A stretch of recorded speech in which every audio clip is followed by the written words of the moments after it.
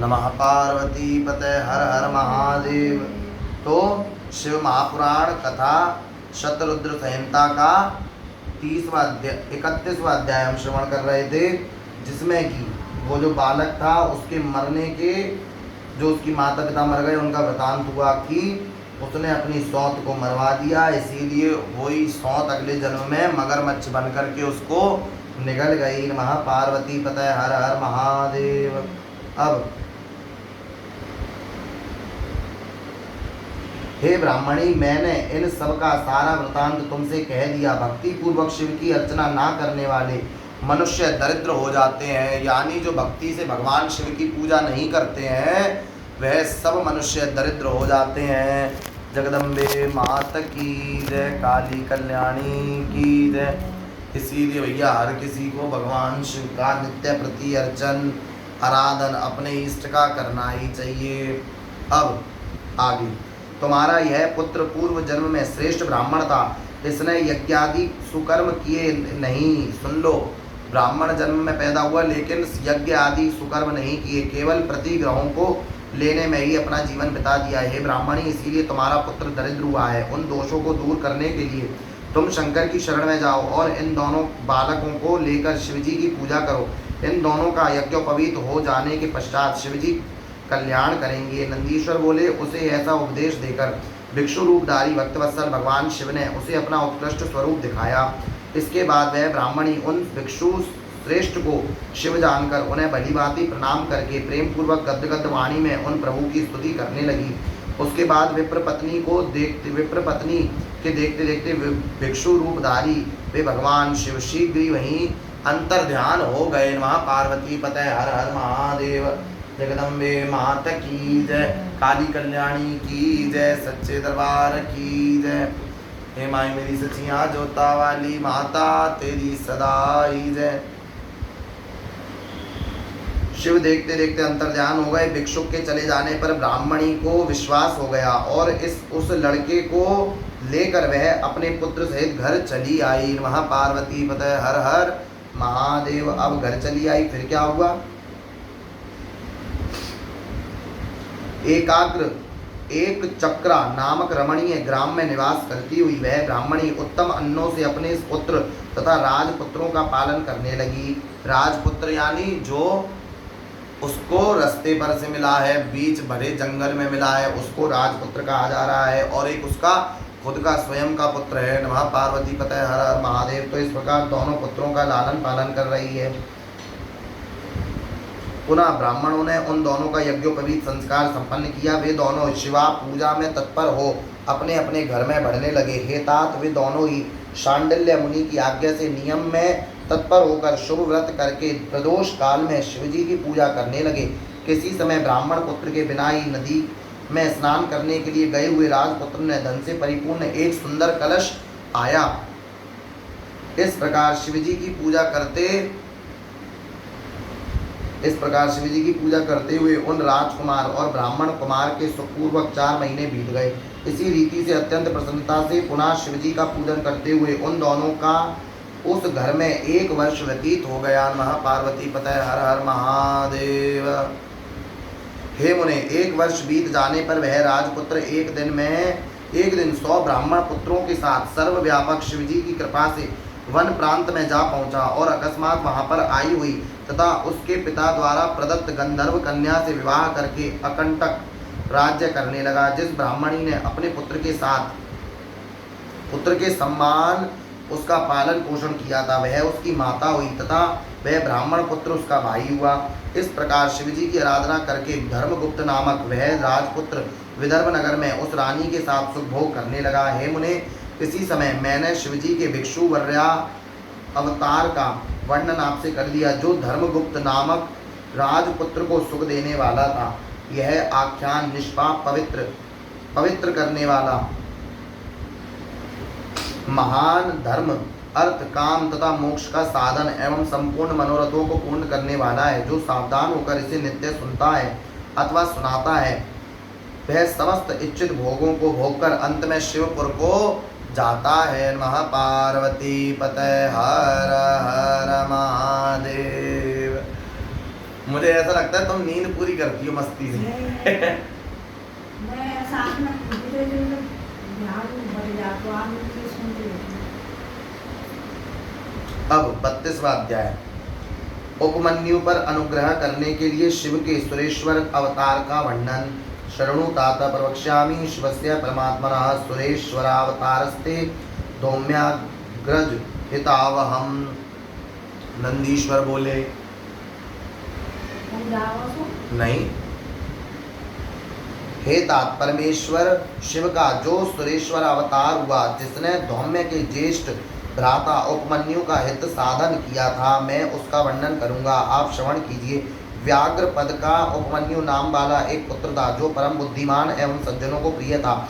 वह जन्मांतरीय तपस्या से सिद्ध था और उन मुनि के पुत्र रूप से उत्पन्न हुआ था। वह व्याघ्रपाद पुत्र उपमन्यु जब एक बालक था तभी से अपनी माता के साथ मामा के घर निवास करने लगा। देव योग से वह दरिद्र था। उसने कभी अपने मामा के घर में थोड़ा सा दूध पी लिया था, फिर दूध के प्रति उसका लालसा बढ़ गई और माता से बारंबार दूध मांगने लगा। तब पुत्र का यह वचन सुनकर उस तपस्विनी माता ने घर के भीतर प्रवेश करके एक उत्तम उपाय किया। उसने उच्च वृत्ति से एकत्रित बीजों को पीसकर उस आटे को पानी में घोलकर पुत्र को बहला फुसलाकर वह कृत्रिम दूध उसे दे दिया। माता के द्वारा दिए गए कृत्रिम दूध को पीकर वह बालक यह दूध नहीं है इस प्रकार माता से बोला और पुनः रोने लगा। नमः पार्वती पते हर हर महादेव। अब वो बालक पुनः रोने लगा। उसके बाद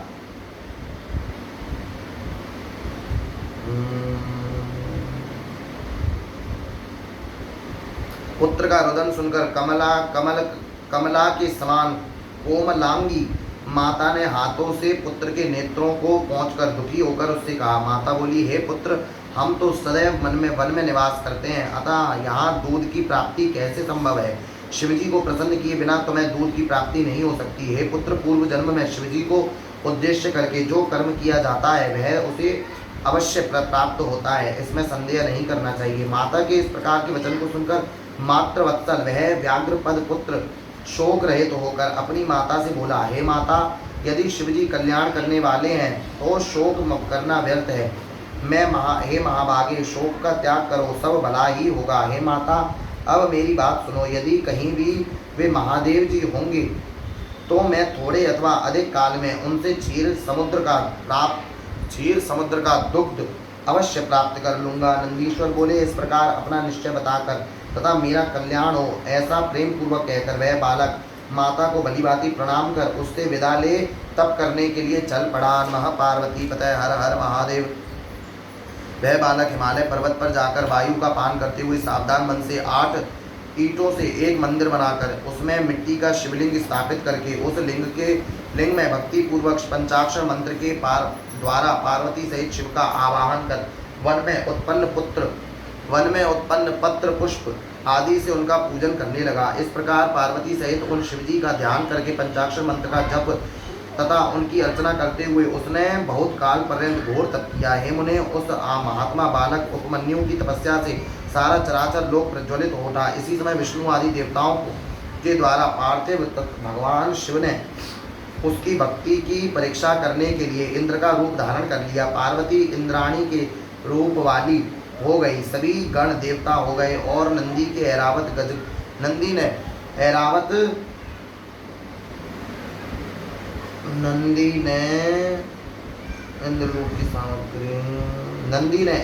गज का रूप धारण कर लिया। इस समय जब इंद्र रूप की सारी सामग्री उपस्थित हो गई तब गणों एवं पार्वती सहित इंद्र रूप शिवजी उपमन्यु के ऊपर अनुग्रह करने के लिए शीघ्र ही उनके आश्रम पर गए। हे मुनीश्वर, इंद्र रूपधारी शिवजी ने उसकी भक्ति की परीक्षा करने के लिए गंभीर वाणी में उस बालक से कहा। सुरेश्वर बोले, हे सुव्रत, मैं तुम्हारी इस तपस्या से अत्यंत प्रसन्न हूँ।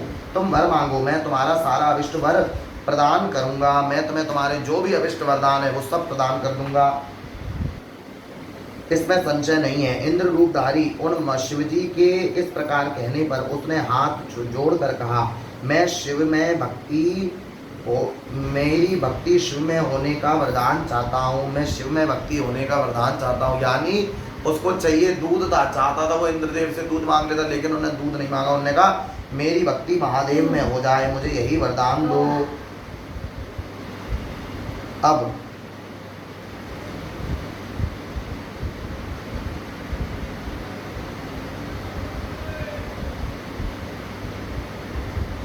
वह सुनकर इंद्र बोले, क्या तुम त्रिलोकी के स्वामी, देवगणों के रक्षक और सभी देवगणों से नमस्कृत मुझ इंद्र को नहीं पहचानते हो? हे ब्राह्मण श्रेष्ठ, तुम मेरे भक्त हो जाओ और निरंतर मेरी ही पूजा करो, मैं तुम्हारा सब प्रकार कल्याण करूंगा। तुम गुण रहित शिव को छोड़ दो, यानी तुम अपने भोलेनाथ को छोड़ दो। इंद्रदेव ऐसा कहने लगे। अब ऐसा कहने लगे तो वो भक्त क्या कहता है, उन निर्गुण रुद्र से तुम्हारा क्या कार्य हो सकता है, जो देव जाति से बाहर होकर पिशाच तत्व को प्राप्त हो गए हैं। नंदीश्वर बोले, यह सुनकर पंचाक्षर मंत्र का जप करता हुआ वह बालक अपने धर्म में विघ्न उत्पन्न करने के लिए उनको आया हुआ जानकर उपमन्यु बोले, शिव निंदा में रत तुमने इस प्रकार का प्रसंगवश उन देवादिदेव को निर्गुण एवं पिशाच कहा है। तुम अवश्य ही प्रकृति से परे ब्रह्मा विष्णु तथा महेश को उत्पन्न करने वाले और सभी देवेश्वरों के भी ईश्वर उन रुद्र को नहीं जानते। ब्रह्मा ब्रह्मवादी लोग जिन्हें सत असत व्यक्त अव्यक्त नित्य तथा एक अनेक बताते हैं, मैं उन्हीं से वर मांगूंगा। तत्वज्ञ लोग जिन्हें तर्क से परे सांख्य योग से तात्पर्यार्थ को देने वाले मानते हैं, मैं उन्हीं से वर मांगूंगा। विभु शंभु से परे कोई तत्व नहीं है, मैं सभी कारणों के कारण और गुणों से सर्वथा परे हैं। यानी महादेव सभी कारणों के कारण हैं और समस्त गुणों से सदा परे हैं, अतः ब्रह्मा विष्णु आदि देवों से श्रेष्ठ हैं। मैं ना तो आपसे, ना विष्णु जी से, ना ब्रह्मा जी से और ना अन्य किसी देवता से वर मांगता हूँ। शंकर जी ही मुझे वर प्रदान करेंगे। बहुत कहने से क्या लाभ, मैं अपना निश्चय बता रहा हूँ कि मैं पशुपति शिवजी को छोड़कर किसी अन्य देवता से वरदान नहीं मांगूंगा। हे इंद्र, अब आप मेरा अभिप्राय सुने। मैंने आज यह अनुमान कर लिया है कि मैंने जन्मांतर में अवश्य कोई पाप किया है जिससे मुझे शिवजी की निंदा सुननी पड़ी है। महा पार्वती पतये हर हर महादेव, जगदम्बे माता की जय, काली कल्याणी की जय।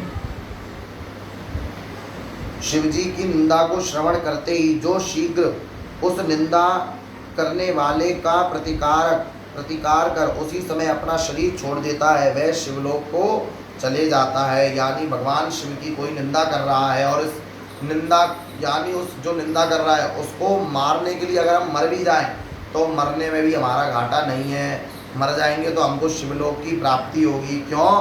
क्योंकि हमने धर्म की रक्षा के लिए अपने प्राण दिए हैं। जगदम्बे मात की जय। हे सुरादम, अब दूध के विषय में मेरी यह इच्छा नहीं रही। अब तो मैं शिवास्त्र से तुम्हारा वध कर अपना यह शरीर त्याग दूंगा। यानी भगवान शिव के भक्तों में देखो कितनी ताकत आ जाती है कि वो इंद्र को ही मारने के लिए तत्पर हो गए कि मैं तुम्हें ही मारकर शिवजी के पास जाऊंगा। नंदीश्वर बोले, इस प्रकार कहकर उपमन्यु मरने के लिए तैयार हो गए और दूध के प्रति इच्छा का त्याग कर इंद्र को मारने के लिए उद्यत हो गए। सच्चा भक्त ऐसा ही होता है, जो उसके आगे उसके इष्ट की कोई निंदा करे तो उसे मारने के लिए तत्पर तैयार हो जाए। तब अग्निहोत्र से भस्म लेकर उसे अघोरास्त्र से अभिमंत्रित करके इंद्र के ऊपर उस भस्म को छोड़कर उन मुनि ने घोर शब्द किया। उसके बाद अपने इष्ट देव के चरण युगल का स्मरण कर अपने शरीर को जलाने हेतु अग्नि की धारणा करते हुए उपमन्यु स्थित हो गए।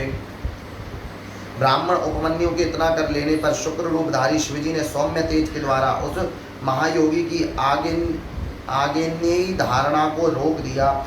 उनके द्वारा फेंके गए उस शंकर प्रिय अघोरास्त्र को शिवजी के आदेश से नंदी ने बीच में ही पकड़ लिया। तदनंतर भगवान परमेश्वर ने उन ब्राह्मण के समक्ष मस्तक द्वितीया का चंद्र धारण किया तथा अपना स्वरूप प्रकट किया। सर्वसमर्थ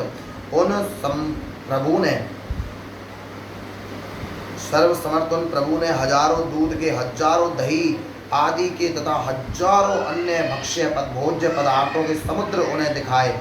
इसी प्रकार उन शंभु ने देवी पार्वती के साथ बैल पर सवार हो त्रिशूल आदि आयुधों को हाथ में धारण किए हुए गणों के सहित अपना रूप भी उनके समक्ष प्रकट किया।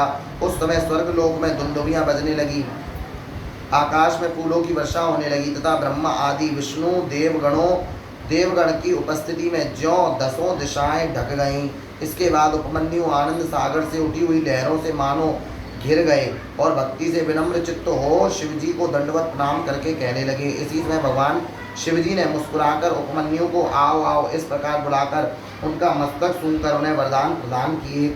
शिव जी बोले, हे वत्स, हे उपमन्यु, मैं तुम्हारे इस श्रेष्ठ आचरण से प्रसन्न हूँ। हे विप्र ऋषि, अब मैंने परीक्षा कर ली कि तुम हमारे दृढ़ भक्त हो। तुम्हारी मुझ में इसी प्रकार की भक्ति बनी रहेगी, तुम्हारे सभी दुख दूर हो जाएंगे और तुम सदा सुखी रहोगे। अब तुम सर्वदा अपने भाई बंधुओं सहित स्वेच्छापूर्वक भक्ष्यादि भोगों का भोग करो। हे महाभाग्यवान उपमन्यु, ये पार्वती तुम्हारी माता है। मैंने आज से तुम्हें अपना पुत्र मान लिया है। तुम सर्वदा कुमार बने रहोगे, यानी तुम कभी बूढ़े नहीं होगे।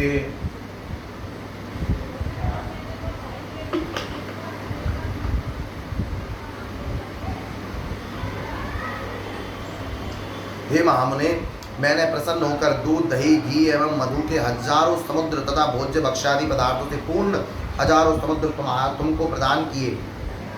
तुम उन्हें प्रेम पूर्वक ग्रहण करो। मैं तुम्हें अमरत्व तथा शाश्वत गाणपत्य भी प्रदान करता हूँ। हे महादेव, मैं महादेव तुम्हारा पिता हूँ तथा ये जगदम्बा तुम्हारी माता है। अब तुम अन्य मनोवांछित वरों को भी प्रेम पूर्वक मांग लो। महापार्वती पते हर हर महादेव। जगदम्बे मात की जय। महापार्वती पते हर हर महादेव।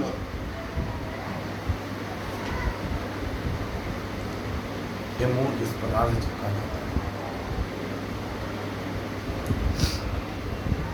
अब आगे हे प्रेम और महादेव कह रहे हैं, अगर अभी भी तुम्हारे पास कोई भी मनोवांछित वर हो तो प्रेम पूर्वक उनको भी मांगो। तुम अजर अमर दुख से रहित यशस्वी परम तेजस्वी दिव्य ज्ञानी तथा महाप्रभु हो जाओ। इसके बाद प्रसन्नचित्त शिवजी ने उनके घोर तप का स्मरण कर पुनः मुनि उपमन्यु को 10 दिव्य वरदान, पाशुपत ज्ञान, व्रत योग, भाषण, क्षमता, दक्षता तथा अपना पद भी प्रदान किया। इस प्रकार वरदान देकर उन्हें अपने दोनों हाथों से पकड़कर उनका मस्तक सूंघकर यह तुम्हारा पुत्र है ऐसा कहकर शिवजी ने उन्हें पार्वती को समर्पित कर दिया। देवी ने यह सुनकर उनके सिर पर प्रेम पूर्वक अपना कर कमल रखकर उन्हें अक्षय कुमार पद प्रदान कर दिया। अम्बे रानी भवानी की जय। संतुष्ट चित्त महेश्वर ने योगेश्वर सदा संतुष्टता, अनश्वर ब्रह्म विद्या तथा परम समृद्धि उन्हें प्रदान की। इस प्रकार वे उपमन्यु शिव और पार्वती से दिव्य वर और नित्य कुमारत्व प्राप्त कर परम प्रसन्न हुए। तदनंतर शिव प्रसन्नचित्त होकर हाथ जोड़कर प्रणाम करके उन्होंने देवादिदेव महेश्वर से प्रीतिपूर्वक वर मांगा। उपमन्यु बोले, हे देवेश प्रसन्न हो, हे परमेश्वर प्रसन्न हो और अपनी दिव्य परम तथा चिर स्थायिनी भक्ति हमें प्रदान कीजिए। हे महादेव, अपने संबंधियों के प्रति श्रद्धा भाव, अपना दास्य परम स्नेह तथा अपना नित्य सानिध्य मुझे प्रदान कीजिए। नंदीश्वर बोले, ऐसा कहकर उन द्विजोत्तम उपमन्यु ने प्रसन्नचित्त होकर हर्ष से गद्गद वाणी से महादेव की स्तुति की। इस प्रकार उनके द्वारा स्तुति किए जाने पर सकलेश्वर प्रभु शिव ने प्रसन्नचित्त होकर सबके सुनते उपमन्यु से कहा। शिवजी बोले, हे वत्स, हे उपमन्यु, तुम धन्य हो और विशेष रूप से मेरे भक्त हो। हे अनग, तुमने मुझसे जो कुछ मांगा वह सब मैंने तुम्हें प्रदान किया। तुम सर्वदा अजर अमर दुख रहित सर्व पूज्य निर्विकार एवं भक्तों में श्रेष्ठ हो जाओ। हे द्विजोत्तम, तुम्हारे बांधव, तुम्हारा गोत्र एवं कुल अक्षय बना रहेगा और मुझ में तुम्हारी शाश्वत भक्ति बनी रहेगी। हे मुने, मैं तुम्हारे आश्रम में नित्य निवास करूंगा। हे वत्स, तुम इच्छानुसार जब तक चाहो तब तक इस लोक में निवास करो। किसी भी वस्तु के लिए तुम्हें उत्कंठा नहीं रहेगी, अर्थात तुम सर्वदा पूर्ण काम रहोगे। नंदीश्वर बोले, ऐसा कहकर उन्हें श्रेष्ठ वरदान देकर पार्वती एवं गणों के सहित वे भगवान शिव वहीं पर अंतर्ध्यान हो गए। इसके बाद प्रसन्नचित्त उपमन्यु भगवान शिव जी से श्रेष्ठ वर प्राप्त कर अपनी माता के समीप गए और उन्होंने माता से सारा वृतांत निवेदित किया। उसे सुनकर उनकी माता परम हर्षित हुई। वे उपमन्यु भी सभी के पूज्य हुए और सदा अधिकाधिक सुख प्राप्त करने लगे। हे तात, इस प्रकार मैंने परमात्मा शिव के सुरेश्वर अवतार का वर्णन कर दिया, जो सज्जनों को सदा सुख प्रदान करने वाला है। यह आख्यान सर्वथा निष्पाप, सभी मनोरथों को पूर्ण करने वाला, स्वर्ग देने वाला, यश बढ़ाने वाला, आयु की वृद्धि करने वाला तथा सज्जनों को भोग और मोक्ष प्रदान करने वाला है। इसे जो भक्ति पूर्वक सुनता अथवा सुनाता है, वह इस लोक में सब प्रकार का सुख भोग कर अंत में शिव सामुज्य प्राप्त कर लेता है। नमः पार्वती पतये हर हर महादेव। जगदम्बे माता की जय, काली कल्याणी की जय। अब 33वां अध्याय पार्वती के मनोभाव की परीक्षा लेने वाले ब्रह्मचारी स्वरूप शिव अवतार का वर्णन। सनत कुमार सुप्रीत्या शिवस्य परमात्मनः अवतारम शृणु विभोर जटिलाहदम सुपावनम। नमः पार्वती पतये हर हर महादेव। नंदीश्वर बोले, हे सनत कुमार, अब विभु परमात्मा शिवजी के परम पवित्र जटिल नामक अवतार को अत्यंत प्रेम पूर्वक सुनिए। पूर्व समय में दक्ष की कन्या सती अपने पिता से अनादर प्राप्त कर उनके यज्ञ में अपना शरीर त्याग कर हिमालय द्वारा मैना के गर्भ से पार्वती नाम से उत्पन्न हुई। वे पार्वती अपनी सखियों समेत घोर वन में जाकर शिव को अपना पति बनाने की इच्छा करती हुई अत्यंत निर्दोष तप करने लगी। तब नाना प्रकार की लीला में प्रवीण शिवजी ने उनके तप की भली भांति परीक्षा के लिए पार्वती के तप स्थान पर सप्त ऋषियों को भेजा। तब उन मुनियों ने वहां जाकर यत्नपूर्वक आदर के साथ उनके तप की परीक्षा की, किंतु वे सफल नहीं हुए। तब वे पुनः लौटकर शिवजी के पास आए और उनको प्रणाम करके आदरपूर्वक सारा वृत्तांत निवेदित करने लगे तथा उनकी आज्ञा लेकर स्वर्गलोक चले गए। उन मुनियों के अपने अपने स्थान को चले जाने पर सुंदर लीला करने वाले भगवान शंकर ने पार्वती की भाव की परीक्षा करने का विचार किया। उस समय शिवजी ने अपनी इच्छाओं का दमन करने के कारण साक्षात ईश्वरी प्रतीत होने वाले तपोनिष्ठ एवं आश्चर्य संपन्न प्रसन्नता से परिपूर्ण ब्रह्मचारी का स्वरूप धारण किया। वे भक्तवत्सल सदाशिव शंभु छत्र दंड से युक्त तथा जटाधारी वृद्ध ब्राह्मण के जैसा उज्ज्वल वेश धारण किए हुए, मन से हर्ष तथा अपने तेज से दीप्त होते हुए अत्यंत प्रीति युक्त होकर गिरिजा के वन में गए। महापार्वती पतये हर हर महादेव। अब वहां उन्होंने सखियों से घिरी हुई तथा वेदी के ऊपर विराजमान चंद्रकला के समान शोभित होती हुई तथा विशुद्ध स्वरूप वाली उन पार्वती को देखा। तब ब्रह्मचारी वेशधारी भक्तवत्सल भगवान शिव ने देवी को देखकर प्रीतिपूर्वक बड़ी उत्सुकता से उनके समीप देवी को देखकर बड़ी उत्सुकता के साथ महादेव उनके समीप पहुंचे। तब पार्वती ने भी अद्भुत तेजस्वी रोम बहुल अंगों वाले शांति प्रकट करते हुए दंड तथा मृग चर्म से युक्त कमंडल धारण किए हुए उन जटाधारी बूढ़े ब्राह्मण को आया देखकर पूजोपचार सामग्री से परम प्रेम पूर्वक उनका पूजन किया और पूजन करने के पश्चात आनंद पूर्वक सादर उन ब्रह्मचारी से कुशल क्षेम पूछा कि आप ब्रह्मचारी का रूप धारण किए हुए कौन हैं, कहाँ से आए हैं और अपने तेज से इस वन प्रदेश को प्रकाशित कर रहे हैं। हे वेदों में श्रेष्ठ आप हमें ये बताइए।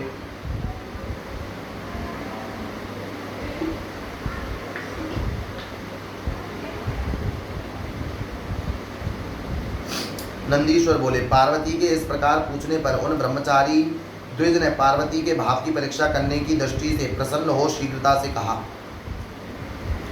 ब्रह्मचारी बोले, मैं अपने इच्छानुसार इधर उधर भ्रमण करने वाला ब्रह्मचारी द्विज तपस्वी तथा सबको सुख पहुंचाने वाला और दूसरों का उपकार करने वाला, इसमें उपकार करने वाला हूँ, इसमें संशय नहीं है। नंदीश्वर बोले, ऐसा कहकर वे भक्तवत्सल ब्रह्मचारी रूप शंकर अपना स्वरूप छिपाते हुए पार्वती के सन्निकट स्थित हो गए। ब्रह्मचारी बोले, हे महादेवी, मैं तुमसे क्या बताऊं,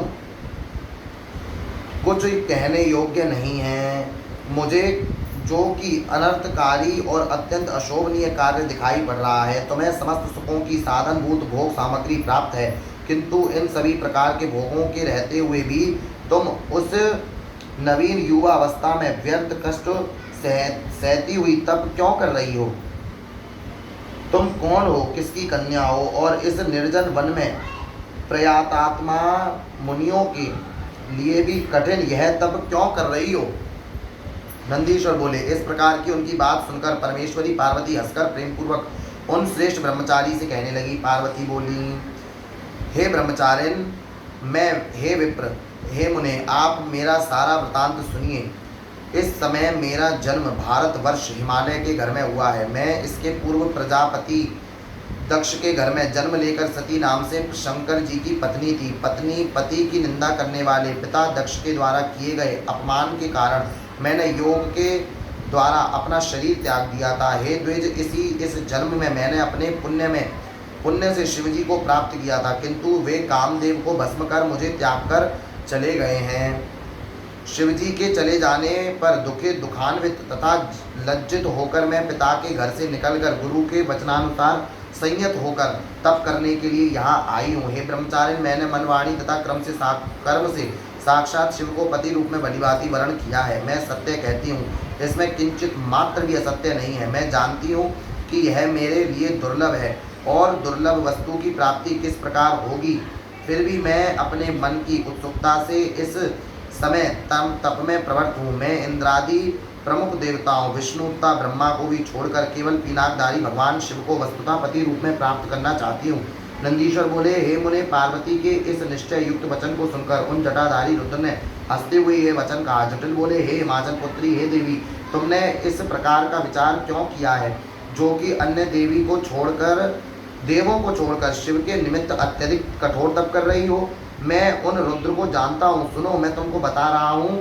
वे रुद्र बैल पर सवारी करने वाले, विकृत मन वाले तथा जटाजूट धारण करने वाले, सदा अकेले रहने वाले और विशेष रूप से विरागी हैं। इसीलिए उन रुद्र में मन लगाना तुम्हारे लिए उचित नहीं है। नमः पार्वती पतये हर हर महादेव।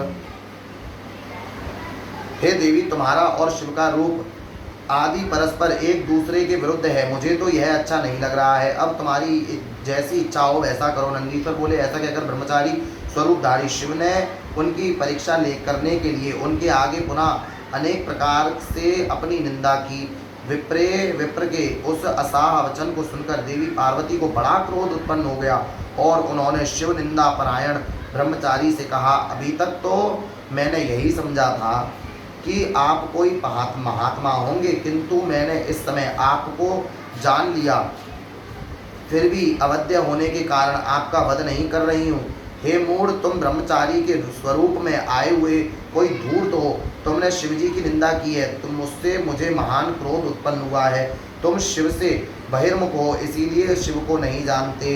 मैंने तुम्हारी जो पूजा की उसके कारण मुझे परिताप हो रहा है। जो मनुष्य तत्व को बिना जाने ही शिव की निंदा करता है, उसका जन्म भर का संचित पुण्य नष्ट हो जाता है। शिव द्रोही का स्पर्श कर मनुष्य को प्रायश्चित करना चाहिए, यानी जो भगवान शिव का भक्त नहीं है, अगर हम उनका स्पर्श कर लें तो हमें पुनः स्नान करना चाहिए।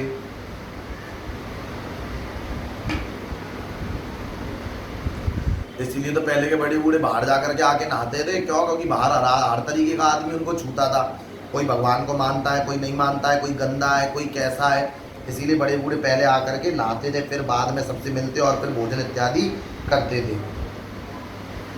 प्रायश्चित मनुष्य को प्रायश्चित करना चाहिए। प्रायश्चित कर स्नान कर लो। और प्रायश्चित क्या प्रायश्चित होगा? अपने आप पर निर्लज्जता करो कि भैया मैं ऐसे क्यों छुले, भगवान शिव का नाम जप कर लो।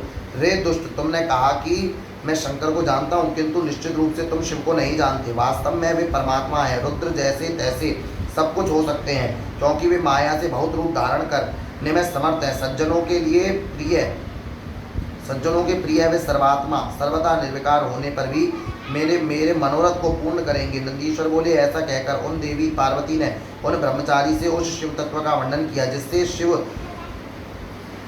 ब्रह्मा के स्वरूप में निर्गुण एवं अव्यय कहे जाते हैं। देवी के वचन को सुनकर वे ब्राह्मण ब्रह्मचारी ज्यों ही पुनः कुछ कहने को उद्यत हुए, उसी समय शिव में संसक्त चित्त वाली तथा शिव निंदा से विमुख पार्वती ने अपनी सखी विजया से शीघ्रता से कहा। गिरिजा बोली, हे सखी, बोलने की इच्छा वाला यह नीच ब्राह्मण अभी भी पुनः शिव की निंदा करेगा, अतः प्रयत्न पूर्वक इसे रोको, क्योंकि केवल शिव की निंदा करने वालों को ही पाप नहीं लगता, वरन उस निंदा को जो सुनता है इस संसार में वह भी पाप का भागी होता है। शिव भक्तों को चाहिए कि शिव निंदक का सर्वदा प्रतिकार कर दे, किंतु यदि वह ब्राह्मण हो तो उसे त्याग देना चाहिए और उस स्थान से शीघ्र चले जाना चाहिए। निश्चय ही यह दुष्ट पुनः शिव की निंदा करेगा, किंतु ब्राह्मण होने के कारण यह अवध्य है, अतः इसे छोड़ देना चाहिए और फिर इसे कभी नहीं देखना चाहिए। अब देर मत करो, शीघ्रता से इस स्थान को त्याग कर हम अन्यत्र चलेंगे, जिससे इस मूर्ख ब्राह्मण के साथ पुनः संभाषण ना हो सके। नंदीश्वर बोले, हे मुने, इस प्रकार कहकर ज्यों ही पार्वती ने जाने हेतु पैर उठाया, त्यों ही साक्षात शिवजी ने उनका वस्त्र पकड़ लिया। पार्वती शिवजी के जिस स्वरूप का ध्यान करती थी, शिवजी ने वैसा ही दिव्य स्वरूप धारण कर शिवा को दिखाया और नीचे की ओर मुख की हुई उनसे कहा। शिवजी बोले, हे शिवे, तुम मुझे छोड़कर कहाँ जा रही हो? मैं किसी प्रकार तुम्हारा त्याग नहीं करूँगा। हे अनगे, मैंने तुम्हारी परीक्षा कर ली है कि तुम मेरी दृढ़ भक्त हो। हे देवी, मैंने तुम्हारे भाव को जानने की इच्छा से ब्रह्मचारी के स्वरूप में तुम्हारे पास आकर अनेक प्रकार के वचन कहे। हे शिवे, मैं तुम्हारी इस दृढ़ भक्ति से विशेष प्रसन्न हूँ। अब तुम अपना मनोवांछित वर मांगो, तुम्हारे लिए कोई भी वस्तु मुझे अधेय नहीं है।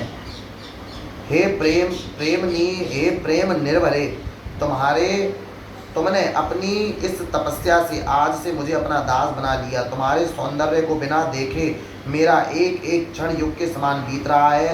अब तुम लज्जा को त्यागो, क्योंकि तुम मेरी सनातन पत्नी हो। हे प्रिय, आओ, मैं तुम्हारे साथ शीघ्र ही कैलाश पर चलता हूँ। देवेश के इस प्रकार कहने पर वे पार्वती अत्यंत प्रसन्न होती और उनके तप करने का जो क्लेश था वह सब दूर हो गया। इसके बाद शिव के उस दिव्य रूप को देखकर प्रसन्न हुई पार्वती ने लज्जा से नीचे की ओर मुख कर दिया और वे प्रीतिपूर्वक कहने लगी। शिवा बोली, हे देवेश, यदि आप मुझ पर प्रसन्न हैं और मेरे ऊपर कृपा करना चाहते हैं तो हे देवेश, आप मेरे पति हो। ऐसा पार्वती ने शिव से कहा। नंदीश्वर बोले, उसके बाद शिवजी विधि विधान से पाणी ग्रहण कर उनके साथ कैलाश पर चले गए और उन पार्वती ने उन्हें पति रूप में प्राप्त कर देवताओं का कार्य संपन्न किया। हे तात, इस प्रकार मैंने पार्वती के भाव की परीक्षा लेने वाले ब्रह्मचारी स्वरूप शिव अवतार का वर्णन आपसे किया। मेरे द्वारा कहा गया ये आख्यान पवित्र तथा उत्तम है। जो इसे प्रेम पूर्वक सुनेगा वह सुखी होकर सद्गति प्राप्त कर लेगा, सुखी होकर सद्गति प्राप्त करेगा। नमः पार्वती पतये हर हर महादेव। जगदम्बे माता की जय, काली कल्याणी की जय, सच्चे दरबार की जय। अब 34वां अध्याय।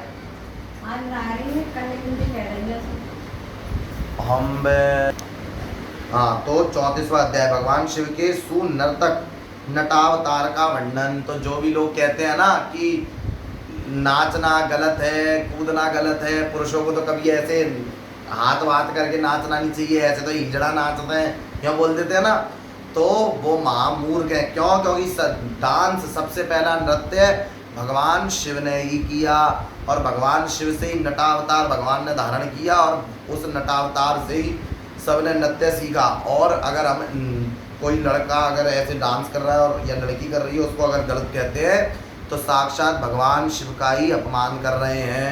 क्यों? क्योंकि नृत्य भगवान को अति प्रिय है, चाहे वो कृष्ण जी हो, चाहे वो राधा जी हो, चाहे भगवती काली हो या महादेव हो, सबको नृत्य अति प्रिय है। और जो ऐसी बकवास सोच रखता है वो गधा है, ये वो प्रमाणित करता है कि उसकी सोच कितनी घटिया है और कितना दकियानूसी बुद्धि वाला है। सनत कुमार सर्वज्ञ। अब नंदीश्वर उवाच। 34वां अध्याय भगवान शिव के सुनर्तक नटावतार का वर्णन। नंदीश्वर उवाच। सनत कुमार सर्वज्ञ शिवस्य परमात्मनः अवतारं शृणु विभो सुनर्तक नटार्दयम्। नंदीश्वर बोले, हे सर्वज्ञ, हे सनत कुमार, अब आप सर्वव्यापी परमात्मा शिवजी के नर्तक नट नामक अवतार का श्रवण कीजिए। अब जब हिमालय सुता कालिका पार्वती शिव को प्राप्त करने के लिए वन में जाकर अत्यंत निर्मल तप करने लगी, तब हेमु ने उनके कठिन तप से शिवजी प्रसन्न हो गए और अनेक भाव की परीक्षा उनके भाव की परीक्षा के लिए उन्हें वर देने के लिए प्रसन्नता पूर्वक वहां गए। हे मुने, अत्यंत प्रसन्न चित्त वाले शिवजी ने उन्हें अपना रूप दिखाया और शिवा से कहा, वर मांगो। शिवजी के इस वचन को सुनकर तथा उनके उत्तम सुख को रूप को देखकर पार्वती बहुत प्रसन्न हुई और उन्हें भलीभांति प्रणाम कर वे कहने लगी।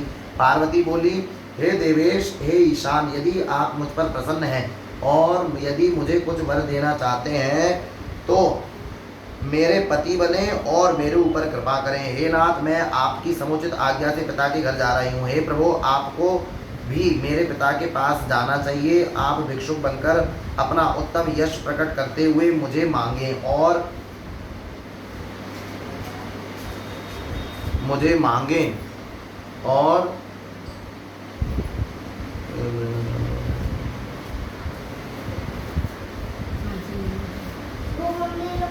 प्रेम पूर्वक मेरे पिता का गृहस्थ आश्रम पूरी तरह से सफल करेंगे। जो मैंने अभी बोला, ये नटराजन अवतार के बारे में बोला था, जहाँ से नृत्य महादेव के अंदर से निकला। और ये जो अवतार है वो है नट अवतार, जिसमें महादेव ने नट का रूप धरा। तो माँ मेरे घर जाकर के मुझे मांगे और मेरे माता पिता के गृहस्थ आश्रम को सफल करें। उसके अनंतर, हे प्रभु, हे महेशान, आप शास्त्रोक्त विधि से देवगणों का कार्य सिद्ध करने के लिए मेरा पानी ग्रहण करें। हे प्रभु, आप मेरे इस मनोरथ को पूर्ण कीजिए। आप सर्वदा निर्विकार तथा भक्तवत्सल नाम वाले हैं और मैं सर्वदा आपकी भक्त हूँ। नंदीश्वर बोले, पार्वती के इस प्रकार कहने पर भक्तवत्सल भगवान शिव ने ऐसा ही हो यह वचन कहकर अंतर्ध्यान होकर अपने स्थान कैलाश को चले गए। इसके बाद पार्वती भी प्रसन्न होकर अपनी दोनों सखियों के साथ अपने रूप को सार्थक करके पिता के घर चली गईं। पार्वती के आगमन का समाचार सुनकर हिमालय भी मैना तथा परिवार को साथ लेकर अपनी पुत्री को देखने के लिए प्रसन्नता पूर्वक गए। परम आनंदित वे दोनों पार्वती को प्रसन्न मुख देखकर उन्हें घर लिवा लाए और प्रीति के साथ महोत्सव मनाया।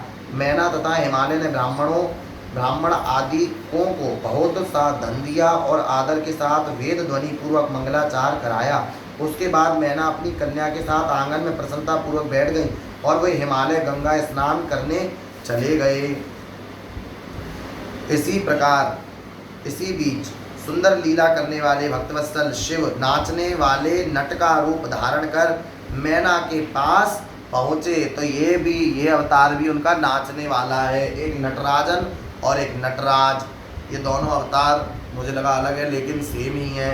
तो भगवान शिव ने नाचने वाला रूप धरा और बढ़िया बढ़िया नृत्य कर रहे हैं, जिसको आज हम बोलते हैं तो लड़की की तरह नाच रहा है। महादेव ऐसा नृत्य कर रहे हैं, क्योंकि असल में नृत्य वही होता है कि लड़कों वाला नृत्य ऐसे कूदना फादना, ये कोई नृत्य है। तो महादेव ने नटराजन का रूप धारण किया और नाचते हुए माता पार्वती के पास गए।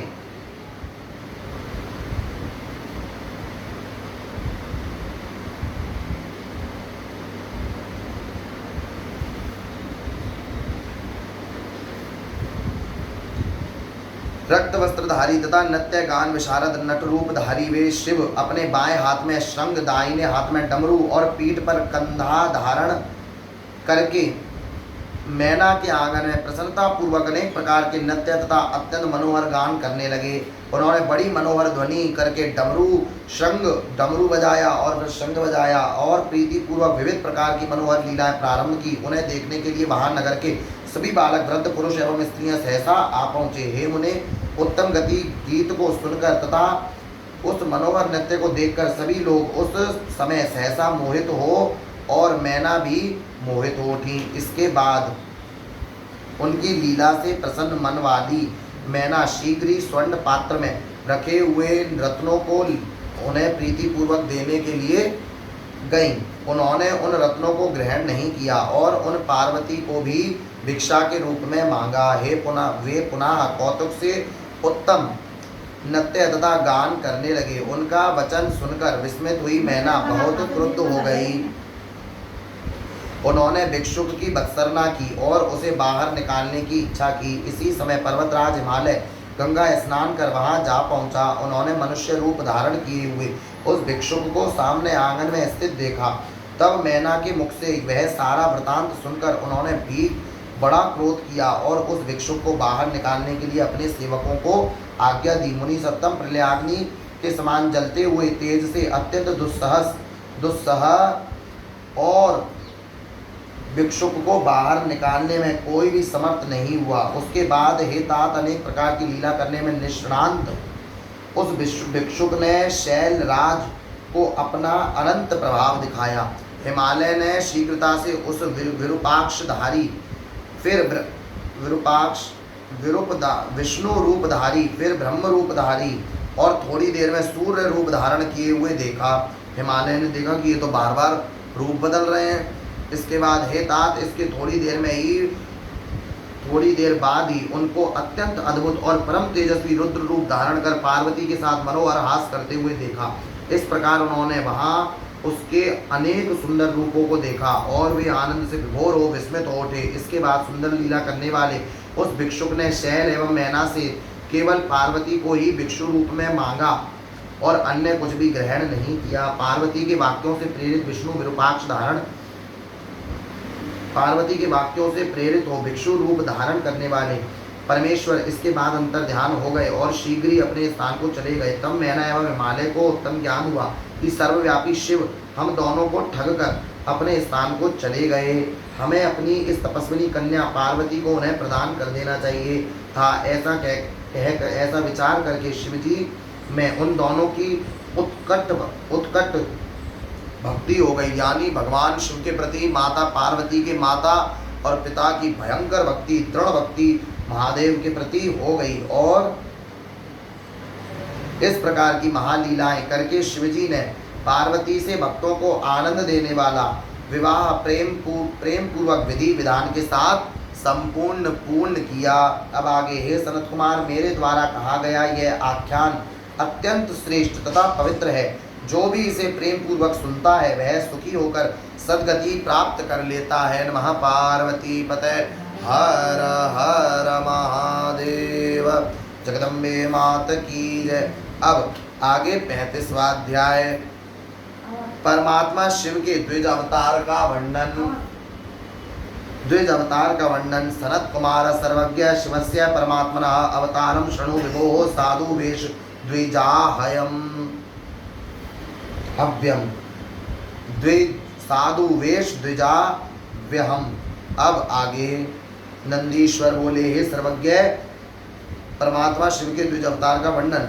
शतरुद्र संहिता 35वां अध्याय शिव महापुराण कथा। नंदीश्वर बोले हे सर्वज्ञ हे सनत कुमार आप साधु वेश धारण करने वाले ब्राह्मण के रूप में परमात्मा शिव का जिस प्रकार अवतार हुआ उसे आप सुनिए। मैना और हिमालय की शिव में उत्कट भक्ति देख देवताओं को बड़ी चिंता हुई और उन लोगों ने आदरपूर्वक परस्पर मंत्रणा की। यदि शिव में अनन्य भक्ति रखकर हिमालय उन्हें कन्या देंगे तो निश्चित रूप से ये शिव का निर्वाण पद प्राप्त कर लेंगे। अनंत रत्नों के आधारभूत ये हिमालय यदि मुक्त हो जाएंगे तो निश्चय ही पृथ्वी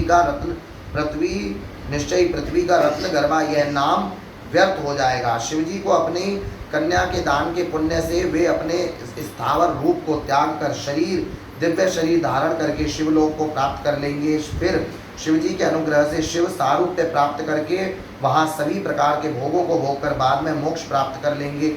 हे मुने इस प्रकार विचार कर अपने स्वार्थ साधन में कुशल उन सभी देवताओं ने गुरु बृहस्पति के घर के लिए प्रस्थान किया। वहाँ जाकर उन लोगों ने गुरु से निवेदन किया। देवता बोले हे गुरु हम लोगों का कार्य सिद्ध करने के लिए हिमालय के घर जाइए और शिवजी की निंदा कर हिमालय के चित्त से शिवजी के प्रति जो आस्था है उसको दूर कर दीजिए। हे गुरु हे हिमालय वे हिमालय श्रद्धा से अपनी कन्या शिव को देकर मुक्ति प्राप्त कर लेंगे, किंतु हम लोग ऐसा नहीं चाहते। हमारी इच्छा है कि यह यही पृथ्वी पर यानी जो हिमालय है वो यहीं पृथ्वी पर रहे।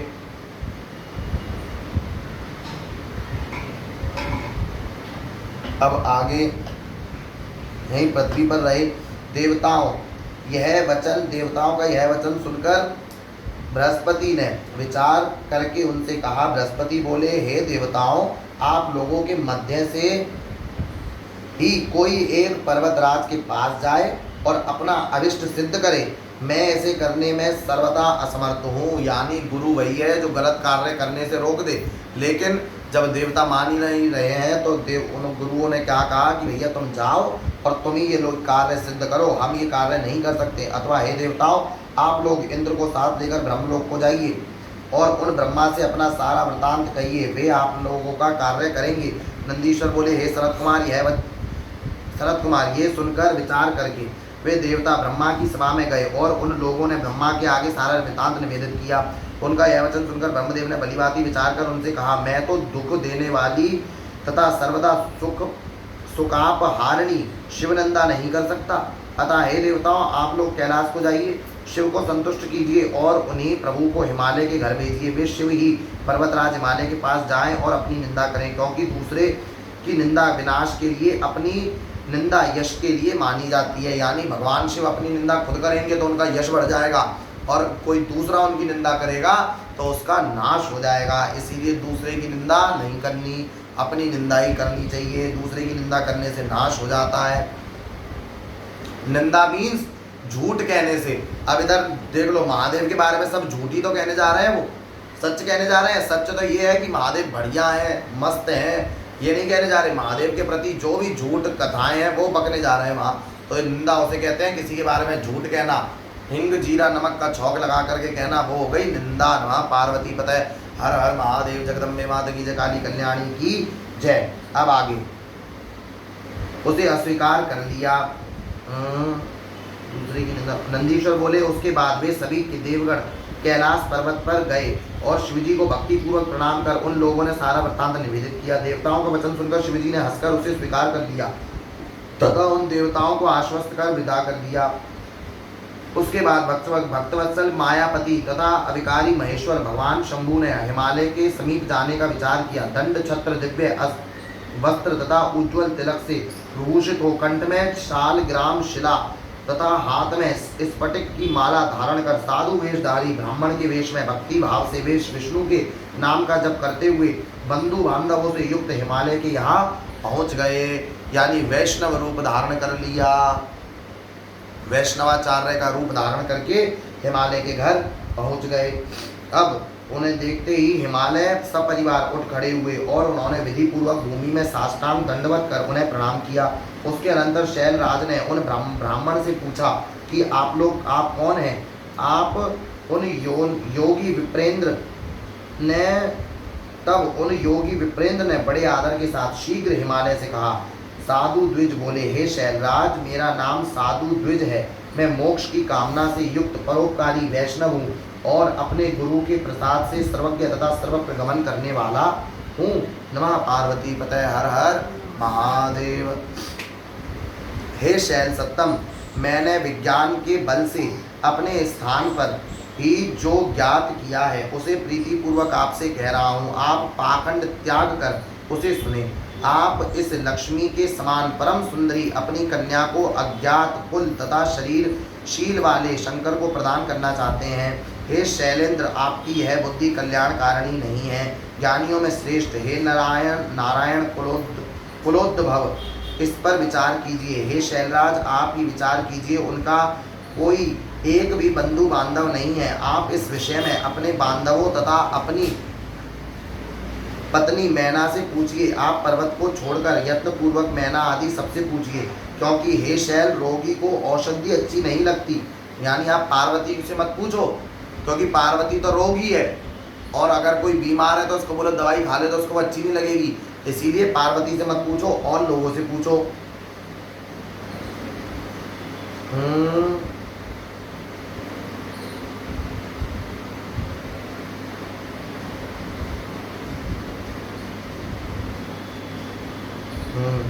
उसे तो सदैव कुपत्य ही अच्छा लगता है। मेरे विचार से पार्वती को देने के लिए शंकर योग्य पात्र नहीं है। इसे सुनने मात्र से बड़े लोग आपका उपहास ही करेंगे। यानी जो तुम्हारे खानदान के बड़े बुजुर्ग विराजमान है और जो तुम्हारे खानदान वाले हो कहेंगे, हट, कौन से घर में यानी छोरी दी है, तेरा उपहास ही करेंगे। तो हे शिव, वे शिव तो निराश्रय, यानी उसका घर ही नहीं है। संग रहित, यानी उसका कोई संग करने वाला भी नहीं है, कोई रिश्तेदारी नहीं है। कुरूप, कुरूप यानी सुंदर भी नहीं है, गुण रहित, अव्यय, शमशानवासी, भयंकर आकार वाले, सर्पों को धारण करने वाले, दिगंबर, भस्म धारण करने वाले, मस्तक पर सर्पमाला लपेटे हुए, सभी आश्रमों में परिभ्रष्ट तथा सदा अज्ञात गति वाले हैं। ब्रह्मा जी बोले, अनेक लीलाएं करने में कुशल शिवजी इस प्रकार शिव निंदा युक्त सत्य सत्य वचन कहकर शीघ्र ही अपने स्थान को चले गए। ब्राह्मण के कहे गए अप्रिय वचन को सुनकर दोनों का स्वरूप विरुद्ध भावों वाला एवं अनर्थ से परिपूर्ण हो गया और वे विचार करने लगे कि अब हमें क्या करना चाहिए। इस प्रकार उन रुद्र ने भक्तों को प्रसन्न करने वाली महान लीलाएं की और पार्वती के साथ विवाह कर देव कार्य संपन्न किया। हे तात, हे प्रभु, इस प्रकार मैंने देवगणों का हित करने वाले साधु वेशधारी द्विज नामक शिव अवतार का वर्णन आपसे कर दिया। यह आख्यान पवित्र स्वर्ग की प्राप्ति कराने वाला, आयु की वृद्धि करने वाला और उत्कृष्ट है। जो इसे पढ़ता अथवा सुनता है वह सुखी रहकर उत्तम गति को प्राप्त कर लेता है। नमः पार्वती पते हर हर महादेव, हर हर महादेव, हर हर महादेव शंभो। जय कारा भद्रकाली माई का बोल, साचे दरबार की जय हो। इस प्रकार शिव महापुराण कथा का आज हमने 35वां अध्याय श्रवण किया। 35वें अध्याय तक सब कुछ हमने श्रवण किया। लाइव में भी डला हुआ है, लाइव में भी सब लोग जाकर के देख सकते हैं। नेटवर्क इशू के कारण ये वीडियो अपलोड करना पड़ रहा है, तो यहाँ पर आप सब लोग जाकर के देख सकते हैं। नमः पार्वती पते हर हर महादेव। और ज़्यादा से ज़्यादा इसको शेयर करो, लाइक करो, कमेंट करो, चैनल को सब्सक्राइब कर लो। अब आगे कल हम श्रवण करेंगे भगवान शिव का अश्वत्थामा के रूप में शिव के अवतार का वर्णन। जो अश्वत्थामा है उसके अंदर शिव का अंश था। शिव का अवतार मीन शिव का कुछ अंश, ऐसा नहीं भगवान साक्षात शिव नहीं। साक्षात शिव होते तो इस प्रकार का दुष्कृत्य नहीं करते जो द्रौपदी के बच्चों को उन्होंने मारा था, है ना। अब जगदम्बे मात की जय, काली कल्याणी की जय, सच्चे दरबार की जय।